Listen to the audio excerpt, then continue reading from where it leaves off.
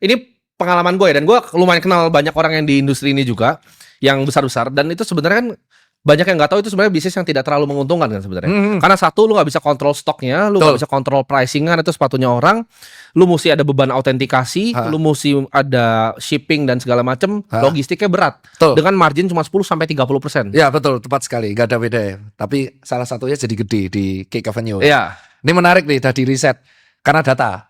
Oke. Jadi di Instagram itu aku titip jual itu lewat Instagram. Namanya dulu Cipeng Store. Itu julukan awalku, terus jadi Cipeng Store itu yang membuat awal mula Instagramnya Tirta dari 10.000 menjadi 150.000 itu Cipeng Store.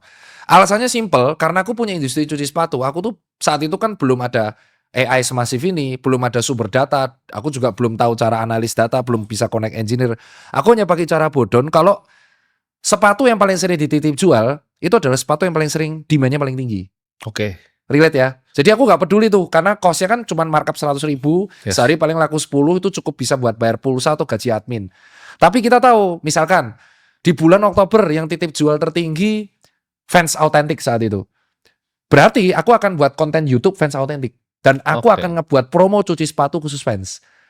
Jadi aku mempelajari bahwa titip jual itu kita akan bisa mempredik tren apa yang lagi, tren sepatu apa yang lagi dicari sama market saat itu. Tapi memang gak ada labanya, itu betul. Labanya tuh sangat boncos. Dan aku termasuk angkatan pertama sebelum Lucky Cat, Unbranded dan kawan-kawan. Dan gara-gara itu bisa nebak. Yang paling sering dititip jual di 2018-17 tuh fans. Terus 2019 tuh peralihan ke Jordan, Cicaku, Off-White semua.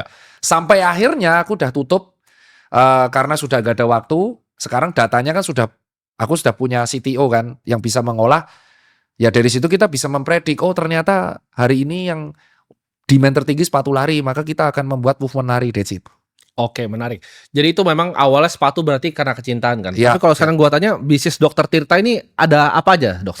Yang sekarang digeluti itu apa aja, dan apakah personal brandnya ini termasuk ke dalam bisnisnya? Ini pertanyaan menarik nih.